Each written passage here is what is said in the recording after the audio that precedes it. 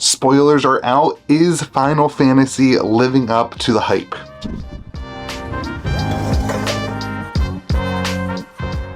Well, what is going on, everyone? Welcome back to Kitchen Table TCG. My name is Louie, and I hope you're having yourself a fantastic day. I'm sorry I haven't posted a regular video here in a while. As some of you guys know, my basement flooded where I do all the recording, so I've been putting in new flooring in the basement the last week and a half.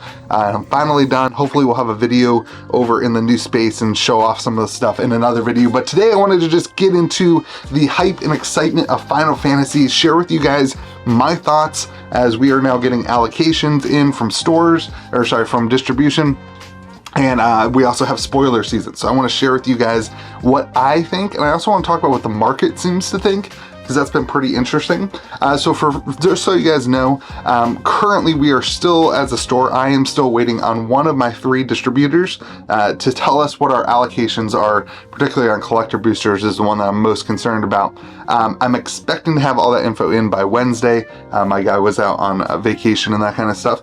And you're starting to see other distros and other stores list their products. So one of my thoughts going into this week was, secondary market-wise, as stores get their allocations, typically they list their product for sale and that kind of stuff. And it has this anticipation that, hey, maybe things will start depreciating in value as people get their allocation and list their boxes. And we have seen people listing their boxes. The number of listings has gone up.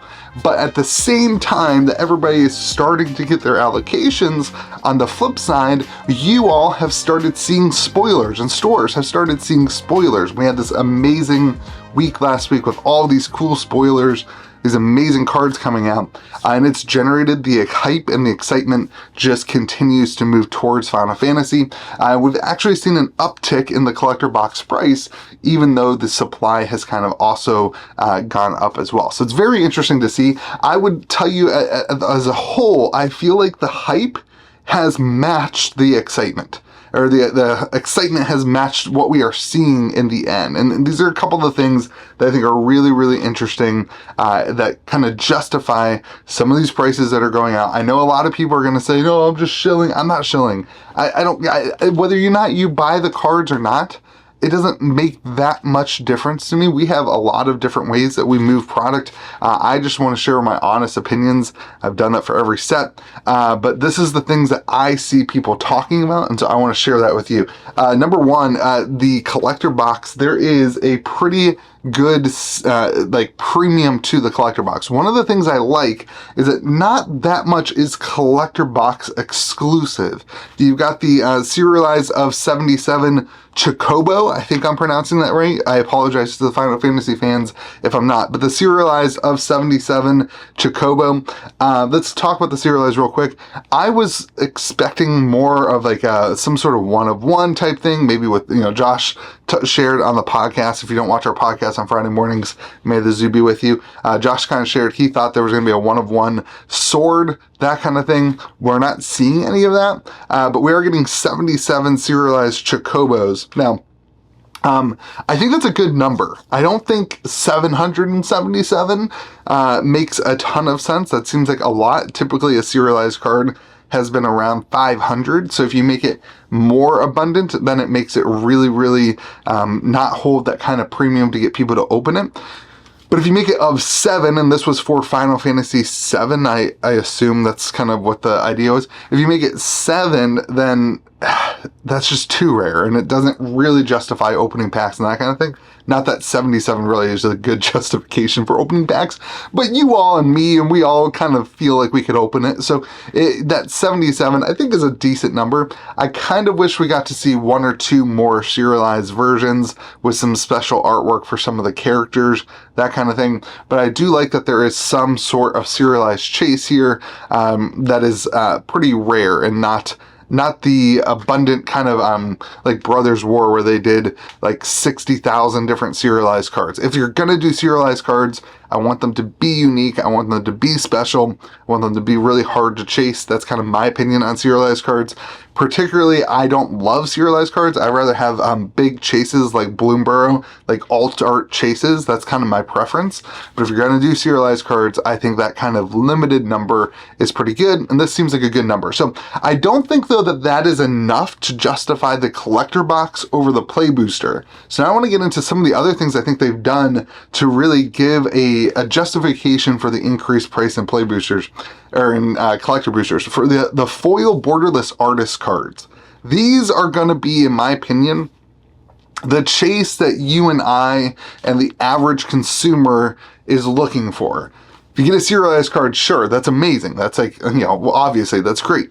But the chase that you're going to be hearing people trying to open are going to be these foil borderless artist cards. I think that's kind of be the big thing. They remind me a lot of the special Lord of the Rings edition borderless poster cards, not in the artwork, but the chase and the rarity and kind of the pull rates of them, and what they bring to the table, particularly the foil ones. Now, this is really interesting where I think the collector box is going to see its premium value, why a lot of people are going to much prefer opening a collector box. The pull rate is 2% in a collector box. Oops, dropped my notes. 2% in the collector box is a lot higher than your, it's almost double what your current kind of pull rate tends to be in the chase variants of things. Typically in a collector box, you're looking at 1% or the less than 1%, and a lot of those like fracture foil type things. But in 2% of collector booster boxes or collector packs, you're gonna get a foil artist card. That compares to only 0.5% for the play, a chance to get those, a borderless artist card, I think is what that is. So it's incredibly better odds. The point is, it's incredibly better odds to get them in the collector packs, and that's the big win. So when I look at a set, I kind of ask this question, is the hype worth it with the chases and with the rarities? But then I also say the obvious thing has to be the power level. And we have some incredibly powerful cards in this set too. The two that stood out to me the most are the Better City of Brass. I mean, this card is amazing. It is so good. It's called Starting Town. It is a Better City of Brass. You're going to see a lot of people wanting this for almost every commander deck is going to run this card. It's amazing. It's super powerful, and you get that at rare in a land cycle, or not a land cycle, but you get that at rare in a slot. It adds a ton of value to opening up packs. When you have a card like that, that literally you're going to want a copy for every one of your commander decks. You're not going to see a ton of these opened in packs and people be like, oh, I'm going to sell it, because you're going to be like, oh, I'll just slot this into that commander, and that causes the value of that card to go up. So a lot of people are going to want that. It's going to be in, if you play paper standard, it's going to be in every standard, multicolor deck. It's going to be a huge staple for a long time. It's a really good card. And then the other one is that I've seen everybody talking about is it CDH staple.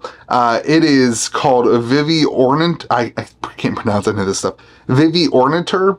Just another super powerful card. Things that push the power level of these sets really help to sell packs. And again, add to that hype and that excitement. You're seeing hype and excitement now, not just from Final Fantasy people who want to collect the artist cards and collect, the set and that kind of thing. There's other things like, I think there's a kind of like the Nazgul where there was 9 different arts and you can have as many of them in your deck. There's one of those for Final Fantasy, but it's got like 12 or 14 or 16 arts or something like that.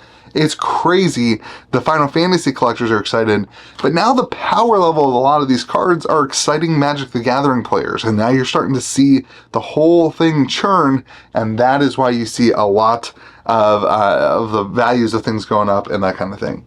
The last thing I always look at for sets, and this is something I think is even more relevant today in the universes beyond, in the world of Magic and the way that things change, I think for a set to be successful now, it has to feel like Magic the Gathering. And Final Fantasy, as we're seeing these releases, these reveals, the cards coming out, this feels, if Final Fantasy didn't exist, right? If you make Final Fantasy go away in the history of the world, and this Magic the Gathering set comes out, and it's called Final Fantasy, and it's a new plane for Magic the Gathering, you would love it. You would feel like, hey, this fits really well. This is what I want. This works in Magic the Gathering. And it feels like Magic the Gathering. And this set feels like that. And I think that is a huge, huge win and adds to the excitement from the player base that this isn't just like a cash grab, like maybe something like, SpongeBob is, or some of the other Secret Layers, or some of the other Universes Beyond things that, like, I don't know, I kind of felt like Doctor Who. I hate ripping on Doctor Who because I know there's Doctor Who fans. There's like 6 of you out there. But like, it doesn't feel like Magic the Gathering. It doesn't feel like it. But this feels Magic the Gathering. And so I think that brings a ton of excitement, a ton of hype. I think the pre-releases, this is why this set is the all-time greatest selling set of all time. I think pre-releases are going to go absolutely insane. I think you're going to continue to see a lot of hype, a lot of excitement on the secondary market and people buying stuff. You may see a little bit of a dip here in a couple days and weeks as final allocations come in. Of course, when stores actually get their product, a lot of stores will then start listing product.